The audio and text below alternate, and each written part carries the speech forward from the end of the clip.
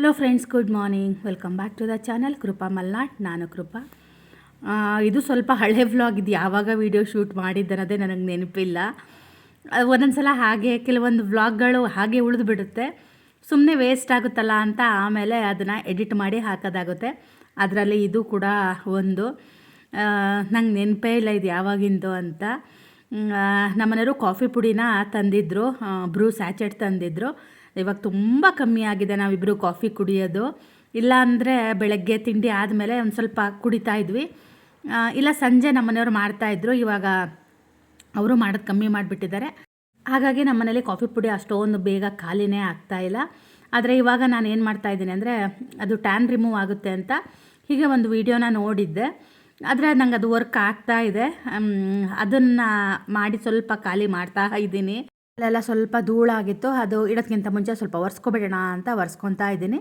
ಯಾವ್ಯಾವಾಗ ನಮಗೆ ಅವತ್ತೇ ಕ್ಲೀನ್ ಮಾಡಬೇಕು ಅಂತ ಒಂದು ದಿನ ಇಟ್ಕೊಳ್ಳೋದಕ್ಕಿಂತ ಈಗ ಬಾಕ್ಸ್ಗಳು ಅಷ್ಟೇ. ನಾನು ಏನು ಮಾಡ್ತೀನಿ ಅಂದರೆ, ಒಂದೇ ಸಲ ಕೂತ್ಕೊಂಡು ತೊಳೆಯೋದು ಆ ಥರ ಮಾಡಲ್ಲ. ಅದೆಲ್ಲ ಖಾಲಿ ಆದ ನಂತರ ಅದನ್ನು ತೊಳೆದ್ಬಿಟ್ಟು ನಾನು ಒಣಗಿಸಿ ಕಾಳುಗಳಾಗಲಿ ಬೇಳೆಗಳಾಗಲಿ ತುಂಬಿಟ್ಬಿಡ್ತೀನಿ. ಆವಾಗ ನಮಗೆ ಕೆಲಸ ಸ್ವಲ್ಪ ಹಗುರ ಅಂತ ಅನಿಸುತ್ತೆ. ಅಂದರೆ ಒಂದೇ ದಿನ ಎಲ್ಲ ತೆಗೆದು ಕುತ್ಕೊಂಡು ಕ್ಲೀನ್ ಮಾಡೋಕ್ಕದು ಕಷ್ಟ ಆಗುತ್ತೆ ಅಲ್ವಾ. ಹಾಗೆ ಅದೆಲ್ಲ ಕ್ಲೀನ್ ಮಾಡ್ತಾಯಿದ್ದೆ. ಪಾತ್ರೆನೂ ಕೂಡ ತೆಗೆದಿರಲಿಲ್ಲ. ಈಗ ಪಾತ್ರೆನೂ ತೆಗಿತಾ ಇದ್ದೀನಿ, ಹಾಗೆ ಬಿಸಿ ನೀರನ್ನು ಕೂಡ ಕುಡಿತಾ ಇದ್ದೀನಿ. ಆಮೇಲೆ ಎಷ್ಟಾಗುತ್ತೋ ಅಷ್ಟು ಬೆಳಗ್ಗೆನೇ ನಾನು ನೀರನ್ನು ಕುಡಿತೀನಿ. ನಾನು ಸ್ವಲ್ಪ ನೀರು ಕುಡಿಯೋದು ಕಮ್ಮಿನೇ. ಹಾಗಾಗಿ ನಾನು ಬೆಳಗ್ಗೆ ನನ್ನ ಹತ್ರ ಎಷ್ಟಾಗುತ್ತೋ ಅಷ್ಟು ನೀರು ಕುಡ್ಕೊತೀನಿ. ನಾನು ದಿನಕ್ಕೆ 3 ಲೀಟ್ರ್ ನೀರು ಕುಡೀರಿ ಅಂತಾರೆ. ನಂಗೆ ನಿಜವಾಗ್ಲೂ ಅಷ್ಟೊಂದು ಕುಡಿಯೋಕ್ಕಾಗಲ್ಲ. ಆದರೆ ಬೆಳಗ್ಗೆ ಮಾತ್ರ ನಾನು 1-1.5 ಲೀಟ್ರಸ್ ಕುಡಿತೀನಿ. ಊಟ ಆದಮೇಲೆ 1 ಲೋಟ ಕುಡಿತೀನಿ. ನಮ್ಮನೆಯವರು ಬೈತಿರ್ತಾರೆ ನನಗೆ, ನೀರು ಜಾಸ್ತಿ ಕುಡಿ ಅಂತೇಳಿ. ಅವರು ಎಷ್ಟು ನೀರು ಕುಡಿತಾರೆ ಗೊತ್ತಾ. ನಂಗೆ ಏನೋ ಗೊತ್ತಿಲ್ಲ, ನಂಗೆ ಅಷ್ಟೊಂದು ನೀರು ಕುಡಿಬೇಕು ಅಂತ ಅನ್ಸೋದೇ ಇಲ್ಲ. ಹೀಗೆ ಆ ಥರದ್ದೆಲ್ಲ ಕುಡಿತೀನಿ, ನೀರು ಗೊತ್ತಿಲ್ಲ, ನಂಗೆ ಅಷ್ಟು ಕುಡಿಬೇಕು ಅಂತ ಅನಿಸಲ್ಲ. ಇವತ್ತು ತಿಂಡಿ ಬಂದು ಪಡ್ಡು ಮಾಡ್ತಾ ಇದ್ದೀನಿ. ಹಾಗಾಗಿ ನನಗೆ ಬೆಳಗ್ಗೆ ಅಷ್ಟೊಂದು ಕೆಲಸಗಳಿರಲ್ಲ. ರೊಟ್ಟಿ ಎಲ್ಲ ಆದರೆ ತುಂಬಾ ಕೆಲಸ ಇರುತ್ತೆ. ಪಡ್ಡು ದೋಸೆ ಆದ್ರೂ ಇರುತ್ತೆ, ಯಾಕಂದರೆ ಪಲ್ಯ ಚಟ್ನಿ ಎರಡೆರಡು ಥರ ಮಾಡಬೇಕಾಗುತ್ತೆ. ಪಡ್ಡು ಆದ್ದರಿಂದ ಈ ಒಂದು ಚಟ್ನಿ ಮಾಡಿದ್ರೆ ಸಾಕಲ್ವ. ಹಾಗಾಗಿ ಆರಾಮಾಗಿ ನಿಧಾನವಾಗಿ ಕೆಲಸ ಮಾಡ್ಕೊತಾ ಇದ್ದೀನಿ.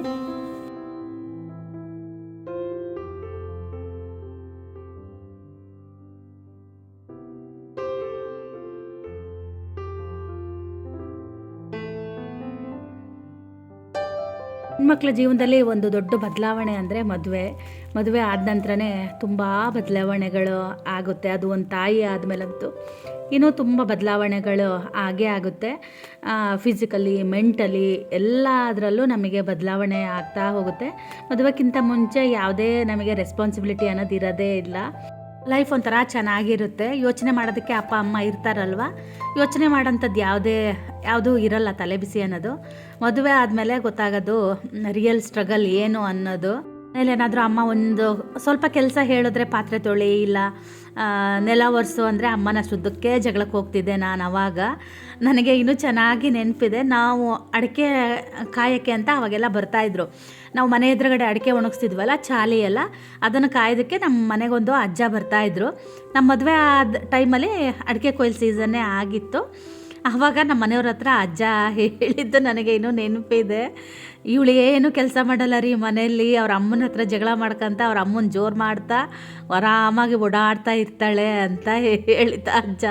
ಮದುವೆ ಆದ ವಸ್ತ್ರಲ್ಲಿ ಒಳ್ಳೆ ಇಂಪ್ರೆಷನ್ ಕೊಡೋದು ಬಿಟ್ಟು ಅಜ್ಜ ನಮ್ಮ ಮನೆಯವ್ರಿಗೆ ಹಂಗೆ ಹೇಳಿತ್ತು. ಅವಾಗೇನಿಲ್ಲ, ಬರೀ ಟಿ ವಿ ನೋಡು, ಕಾಲೇಜಿಗೆ ಹೋಗು, ಅದಷ್ಟೇ ನಮ್ಮ ಜೀವನ ಆಗಿತ್ತು. ಒಂಥರ ಚೆನ್ನಾಗಿತ್ತು. ಮದುವೆ ಆದಮೇಲೆ ಗೊತ್ತಾಗಿದ್ದು. ಫಸ್ಟಿಗೆ ಒಂದು ಸ್ವಲ್ಪ ವರ್ಷಗಳು ಅಷ್ಟೊಂದು ಗೊತ್ತಾಗಲ್ಲ. ಆಮೇಲೆ ಜವಾಬ್ದಾರಿಗಳು ನಮ್ಮ ತಲೆ ಮೇಲೆ ಬಿದ್ದಾಗ ಗೊತ್ತಾಗುತ್ತೆ, ಇಷ್ಟೆಲ್ಲ ಕಷ್ಟ ಇದೆಯಾ ಜೀವನ ಅಂತ ಹೇಳಿ. ಆದರೆ ನನಗೆ ಖುಷಿ ಅನ್ಸೋದೇನೆಂದರೆ, ಇವಾಗಿನ ಹುಡುಗಿಯರು ತುಂಬ ಮುಂದಿದ್ದಾರೆ ನಮಗಿಂತ. ನಿಜ ಹೇಳ್ತೀನಿ, ನಮ್ಮ ಈಗ ಒಂದು 22 ಇಯರ್ಸ್ ಹಿಂದೆ ನಾವೆಲ್ಲ ತುಂಬ ಹಿಂದೆ ಇದ್ವಿ ಅನಿಸುತ್ತೆ. ನಮಗೆ ಅಷ್ಟೊಂದು ಬುದ್ಧಿ ಅಷ್ಟು ಇರಲಿಲ್ಲ. ಇವಾಗಿನ ಜನ್ರೇಷನ್ಗೆ ಹೋಲಿಸಿದ್ರೆ ನಾವು ಸ್ವಲ್ಪ ಹಿಂದೆ ಇದ್ವಿ ಅನಿಸುತ್ತೆ. ಯಾಕೆ ಅಂದರೆ ಆ ಹುಡುಗಿಯರು ತಗೊಳ್ಳೋ ನಿರ್ಧಾರಗಳು ಅಥವಾ ಯೋಚನೆ ಅವ್ರು ಮಾಡೋದು ತುಂಬ ಮುಂದಿದ್ದಾರೆ. ಅದೊಂಥರ ಫಾರ್ಚುನೇಟ್ ಅಂತ ಅನಿಸುತ್ತೆ ನನಗೆ. ಅವಾಗ ನಮಗೇನು ಅಷ್ಟೊಂದು ಬುದ್ಧಿನೇ ಇರಲಿಲ್ಲ. ಹಿಂಗೆ ಮಾಡಿದ್ರೆ ಹಿಂಗಾಗುತ್ತೆ, ಹಿಂಗೆ ಮಾಡಬಾರ್ದು ಆ ಥರದ್ದು ಏನೂ ಇರಲಿಲ್ಲ. ಆದರೆ ಒಂದೇನಂದರೆ ಆ ಮುಗ್ಧತೆ ಅನ್ನೋದು ಇದೆಯಲ್ಲ, ಅದು ಹೆಣ್ಮಕ್ಳಲ್ಲಿ ಇರಬೇಕು ಅಂತಲೂ ಅನಿಸುತ್ತೆ. ಇವಾಗೆಲ್ಲ ನಾವು ಅವ್ರ ಹುಡುಗಿಯರೆಲ್ಲ ದುಡಿತಾರೆ, ತುಂಬ ಇಂಡಿಪೆಂಡೆಂಟ್ ಆಗಿರ್ತಾರೆ, ಯಾವುದಕ್ಕೂ ಒಂಥರ ಕ್ಯಾರೆ ಅಂತ ಅನ್ನಲ್ಲ.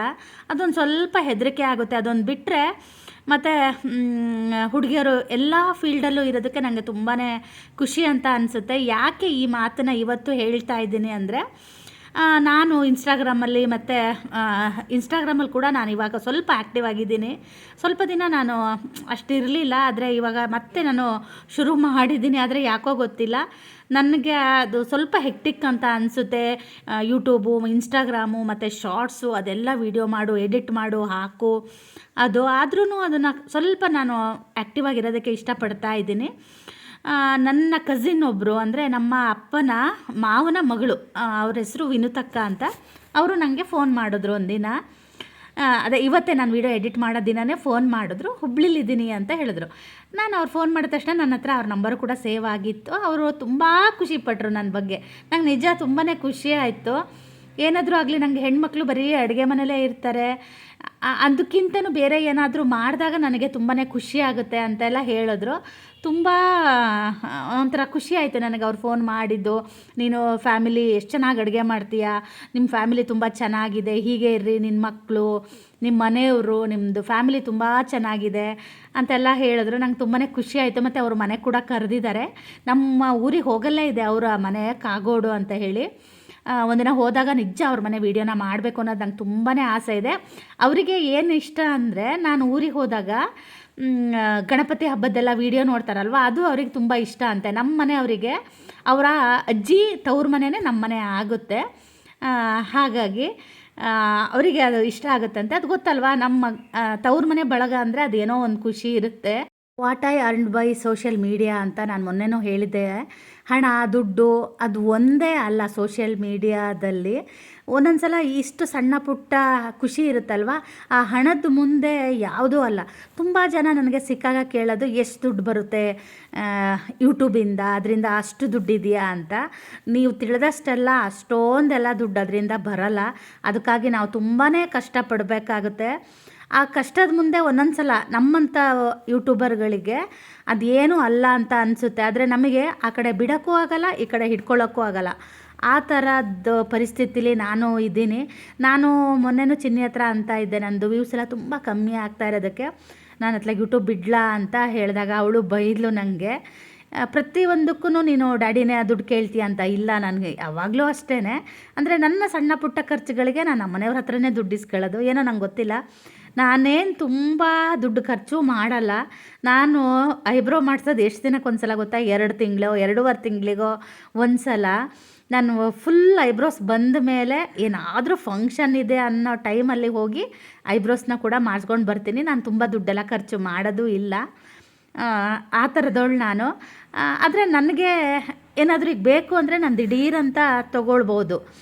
ಅಂದರೆ ಸೆಕೆಂಡ್ ಥಾಟ್ ಇಲ್ಲದೇ ತೊಗೋಬೋದು. ಅಷ್ಟಂತೂ ಯೂಟ್ಯೂಬಿಂದ ನಾನು ದುಡಿತಾ ಇದ್ದೀನಿ. ಯಾಕಂದರೆ ನಾನು ಯೂಟ್ಯೂಬಿಂದ ದುಡ್ಡು ತೊಗೊಂಡ್ಮೇಲೆ ಅದರಿಂದ ಬಂದಿಲ್ಲ ಅಥವಾ ನಾನು ಅದರಿಂದ ದುಡ್ದಿಲ್ಲ ಅಂತ ಹೇಳೋದು ತಪ್ಪಾಗುತ್ತೆ. ಆದರೆ ತುಂಬ ಜನ ನೀವು ತಿಳ್ಕೊಂಡಷ್ಟೆಲ್ಲ ಏನೂ ಇರಲ್ಲ, ಆದರೆ ಇದೆ. ಇಲ್ಲ, ಹಾಗೂ ಹೇಳೋಕ್ಕಾಗಲ್ಲ, ಹಿಂಗೂ ಹೇಳೋಕ್ಕಾಗಲ್ಲ, ಆ ಥರ ಇದೆ. ಆದರೆ ನಾವು ತುಂಬಾ ಕಷ್ಟಪಡಬೇಕಾಗುತ್ತೆ. ಮತ್ತು ತುಂಬ ವರ್ಷಗಳಿಂದ ಯೂಟ್ಯೂಬ್ನ ನಡೆಸ್ತಾ ಇರೋರು ತುಂಬ ಚೆನ್ನಾಗಿ ಕೂಡ ಅರ್ನ್ ಮಾಡ್ತಾ ಇದ್ದಾರೆ. ಆದರೆ ಇವಾಗ ಏನಾಗ್ಬಿಟ್ಟಿದೆ ಅಂದರೆ, ಯೂಟ್ಯೂಬು ಎಲ್ಲರೂ ಮಾಡ್ತಾ ಇದ್ದಾರೆ, ತುಂಬ ಕಾಂಪಿಟೇಷನ್ ಇದೆ. ಆದರೆ ಮತ್ತು ನಾನು ಒಂದು ಹೇಳೋದಂದರೆ, ಯೂಟ್ಯೂಬಲ್ಲಿ ಲಕ್ ಕೂಡ ಆಗುತ್ತೆ. ಲಕ್ ಇದ್ದರೂ ಕೂಡ ತುಂಬ ಜನ ಬೇಗ ಸಕ್ಸಸ್ಸನ್ನು ಕಾಣ್ತಾರೆ. ತುಂಬ ಕೆಳಮಟ್ಟದಲ್ಲಿರೋರ ಯೂಟ್ಯೂಬ್ ಚಾನಲ್ಗಳು ಚೆನ್ನಾಗಿ ಓಡುತ್ತೆ, ತುಂಬ ನ್ಯಾಚುರಲಾಗಿ ಮಾಡೋಂಥದ್ದು ಆ ಥರದ್ದು. ಇಲ್ಲ, ತುಂಬ ಹೈಫೈಯಲ್ಲಿರೋಂಥವ್ರದ್ದು ಕೂಡ ತುಂಬ ಚೆನ್ನಾಗಿ ನಡೆಯುತ್ತೆ.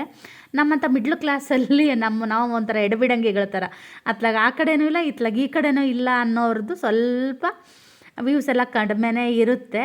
ತುಂಬ ಜನರಿಗಿರುತ್ತೆ ಅಲ್ವಾ, ನಾವೇನೋ ತುಂಬ ದುಡಿತಾ ಇದ್ದೀವಿ ಅಂತ. ತುಂಬ ಕಮೆಂಟ್ಗಳು ಕೂಡ ಮುಂಚೆ ಬರ್ತಾಯಿತ್ತು. ನಾನು ಯಾವಾಗಲೂ ಅದನ್ನೆಲ್ಲ ಹೇಳದೇ ಇರೋ ಕಾರಣ ಇವಾಗ ಸ್ವಲ್ಪ ಕಡಿಮೆ ಆಗಿದೆ. ಹೆಂಗಸರ ವಯಸ್ಸು ಗಂಡಸರ ಸಂಬಳ ಕೇಳಬಾರ್ದು ಅಂತಾರಲ್ವ. ಈಗ ನಾವು ದುಡಿತಾ ಇರೋದ್ರಿಂದ ನಮ್ಮ ದುಡಿಮೆನೂ ಕೂಡ ಹೇಳಬಾರ್ದು ಅನ್ನೋದಷ್ಟೇ. ನಮ್ಮನೆಯವರು ಯಾವತ್ತೂ ಕೇಳಲ್ಲ, ಈ ತಿಂಗಳು ಎಷ್ಟು ಬಂತೆ ನಿಂಗೆ ಅಂತೆಲ್ಲ ಯಾವತ್ತೂ ಕೇಳಲ್ಲ. ನಾನು ಮಾತ್ರ ಪಟ್ ಅಂತ ಫೋನ್ ಮಾಡಿ ಹೇಳಿಬಿಡ್ತೀನಿ. ನನಗೇನೋ ಒಂಥರ ಅವ್ರಿಗೆ ಹೇಳಿದ್ರೇ ನನಗೆ ಒಂದು ಸಮಾಧಾನ ಅಂತ ಅನಿಸುತ್ತೆ. ಅದೇ ಯೂಟ್ಯೂಬಲ್ಲಿ ನಾವು ದುಡ್ಡಿನಕ್ಕಿಂತನೂ ಜನರನ್ನ ಗಳಿಸಿರ್ತೀವಲ್ಲ, ಅದೇ ತುಂಬಾ ಖುಷಿಯಾಗುತ್ತೆ. ನಂಗೆ ನಿಜವಾಗ್ಲೂ ಇವತ್ತು ಅವರು ಫೋನ್ ಮಾಡಿ ನನಗೆ ಆ ಥರ ಎಲ್ಲ ಹೇಳಿದಾಗ ನಂಗೆ ತುಂಬಾ ಖುಷಿ ಆಯಿತು. ಮತ್ತು ಯೂಟ್ಯೂಬಿಂದ ದುಡ್ಡು ಬಂದಾಗೂ ಅಷ್ಟೇ, ನಾನು ಫಸ್ಟು ಸ್ಯಾಲ್ರಿ ತೊಗೊಂಡಾಗ ನನಗೆಷ್ಟು ಖುಷಿ ಪಟ್ಟಿದ್ದೆ ಅಂದರೆ, ಯಾಕಂದರೆ ನಾನು ಒಂದು 18-19 ವರ್ಷ ₹1 ನಾನು ದುಡಿತಾನೇ ಇರಲಿಲ್ಲ. ಎಲ್ಲಿಂದ ದುಡ್ಡು ಬರುತ್ತೆ ನನಗೆ ಅಂತ. ಆದರೆ ಇದು ಯೂಟ್ಯೂಬ್ ಹೆಂಗಂದರೆ ಇದು ಯಾರ ಇದು ಅಲ್ಲ, ನಾನೇ ಒಬ್ಬಳೇ ಕಷ್ಟಪಟ್ಟು ನಾನು ದುಡ್ದಿರೋ ದುಡ್ಡು. ನನಗೆ ಫಸ್ಟು ಸ್ಯಾಲ್ರಿ ಬಂದಾಗ ಮಾತ್ರ ನಿಜವಾಗ್ಲೂ ನನಗೆ ಕಣ್ಣಲ್ಲೆಲ್ಲ ನೀರು ಬಂದುಬಿಟ್ಟಿತ್ತು. ನಾನು ಈ ವಯಸ್ಸಿಗೆ ಮನೇಲಿದ್ದು ಅಟ್ಲೀಸ್ಟ್ ಇಷ್ಟಾದರೂ ದುಡಿತಾ ಇದ್ದೀನಿ ಅಂತ ನಂಗೆ ಅದೊಂದು ತುಂಬಾ ಖುಷಿ ಇದೆ.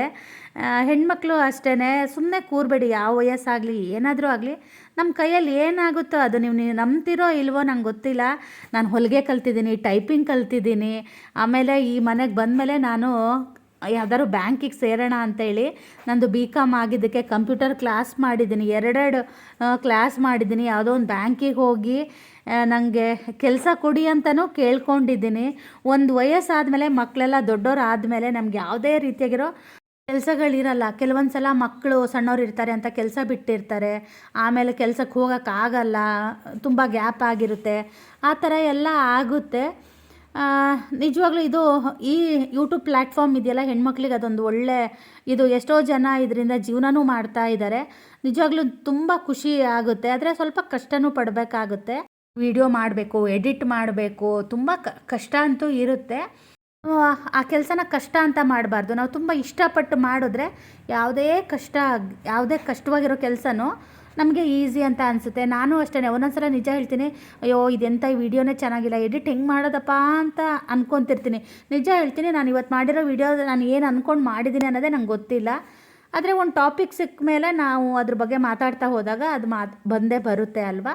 ನಿಮಗೂ ಕೂಡ ಈ ವಿಡಿಯೋ ಇಷ್ಟ ಆಗಿರುತ್ತೆ ಅಂತ ಭಾವಿಸ್ತೀನಿ. ಹಾಗೆಯೇ ಇವತ್ತು ಮಧ್ಯಾಹ್ನ ಊಟಕ್ಕೆ ಇಬ್ಬರು ಇರ್ತಾರೆ ಅಂತ ನಮ್ಮ ಮನೆಯವ್ರು ಹೇಳಿದ್ರು. ಹಾಗಾಗಿ ನಾನು ಸೊಪ್ಪಿನ ಸಾರನ್ನು ಸ್ವಲ್ಪ ಜಾಸ್ತಿ ಮಾಡಿದೆ. ಮುದ್ದೆ ಮಾಡೋಣ ಅಂತಲೂ ಅಂದ್ಕೊಂಡೆ, ಆಮೇಲೆ ಮತ್ತೆ ಹೊಸದಾಗಿ ಎಲ್ಲ ಅಡುಗೆ ಮಾಡಿದೆ ಅಲ್ಲ, ಹಾಗಾಗಿ ನಾನು ಮತ್ತೆ ಮುದ್ದೆ ಏನೂ ಮಾಡಲಿಲ್ಲ. ಮತ್ತು ಸೊಪ್ಪಿನ ಸಾರು ನೆಕ್ಸ್ಟ್ ಡೇಗೂ ಒಂಥರ ಚೆನ್ನಾಗಿರುತ್ತೆ. ಹಾಗಾಗಿ ಸೊಪ್ಪಿನ ಸಾರು ಮಾಡಿದಾಗ ನಾನು ಸ್ವಲ್ಪ ಜಾಸ್ತಿ ಮಾಡ್ತೀನಿ. ಆದರೆ ನನಗೆ ಸೊಪ್ಪಿನ ಸಾರಿಗೆ ಜಾಸ್ತಿ ಬೆಳ್ಳುಳ್ಳಿ ಹಾಕಿ ಒಗ್ಗರಣೆ ಹಾಕ್ತಾರೆ, ನಮ್ಮ ಮನೆಯವ್ರಿಗೆ ಭಾಳ ಇಷ್ಟ.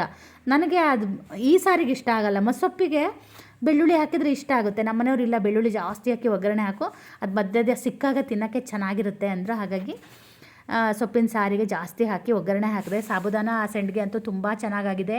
ಇನ್ನೂ ಯಾರೆಲ್ಲ ಟ್ರೈ ಮಾಡಿಲ್ಲ ಇದನ್ನು ಮಾಡಿ. ಜೀರಿಗೆ ಬದಲು ಬರೀ ಬಿಳಿ ಎಳ್ಳನ್ನು ಹಾಕಿ ಮಾಡಿ ಚೆನ್ನಾಗಾಗುತ್ತೆ. ಜೀರಿಗೆ ಹಾಕಿದ್ರೆ ನೋಡಿ ಸ್ವಲ್ಪ ಕಪ್ ಅಂದರೆ ಕಪ್ಪಗಲ್ಲ, ಒಂಥರ ಕಲ್ಲರ್ ಬದಲಾಗುತ್ತೆ. ಅದಕ್ಕೆ ನಾನೇನು ಮಾಡಿದ್ದೀನಿ ಅಂದರೆ ಈ ಸಲ ಜೀರಿಗೆನೂ ಹಾಕಿಲ್ಲ, ಎಳ್ಳು ಹಾಕಿಲ್ಲ, ಬರೀ ಹಾಗೆ ಮಾಡಿದ್ದೀನಿ, ಚೆನ್ನಾಗಾಗುತ್ತೆ. ಶ್ರೇಯುಗೆ ಇಷ್ಟ ಈ ಸೆಂಡ್ಗೆ, ಹಾಗಾಗಿ ಸ್ವಲ್ಪ ಜಾಸ್ತಿ ಮಾಡಿದ್ದೀನಿ. ಹಾಗೆಯೇ ಇವತ್ತಿನ ವ್ಲಾಗ್ನೂ ಕೂಡ ನಾನು ಇಲ್ಲಿಗೆ ಮುಗಿಸ್ತಾ ಇದ್ದೀನಿ. ಐ ಹೋಪ್ ನಿಮಗೆಲ್ಲ ಈ ವಿಡಿಯೋ ಇಷ್ಟ ಆಗಿರುತ್ತೆ ಅಂತ ಭಾವಿಸ್ತೀನಿ. ಹಾಗೆಯೇ ಈ ವಿಡಿಯೋ ಏನು ಅನ್ನಿಸ್ತು ಅಂತ ನನಗೆ ಕಮೆಂಟಲ್ಲಿ ತಿಳಿಸಿ. ನಿಮಗೂ ಕೂಡ ಇಷ್ಟ ಆಯಿತಾ ಈ ವಿಡಿಯೋ, ಅಥವಾ ನಾನು ಮಾತಾಡಿರೋದ್ರಲ್ಲಿ ಏನಾದರೂ ತಪ್ಪಿದೆಯೋ, ಅಥವಾ ನಿಮ್ಮ ಅನಿಸಿಕೆ ಏನು ಅನ್ನೋದನ್ನು ಕೂಡ ಕಮೆಂಟ್ ಬಾಕ್ಸಲ್ಲಿ ಹಾಕಿ. ಹಾಗೆ ಕೆಲಸದವರಿಗೂ ಕೂಡ ಊಟ ಹಾಕಿ ಈಗ ನಾವು ಕೂಡ ಊಟನ ಮಾಡ್ತಾ ಇದ್ದೀವಿ. ಹಾಗೆಯೇ ಇವತ್ತಿನ ವ್ಲಾಗ್ನ ಇಲ್ಲಿಗೆ ಮುಗಿಸ್ತಾ ಇದ್ದೀನಿ. ನಾಳಿನ ವ್ಲಾಗಲ್ಲಿ ಸಿಗ್ತೀನಿ. ಅಲ್ಲಿ ತನಕ ಬಾಯ್.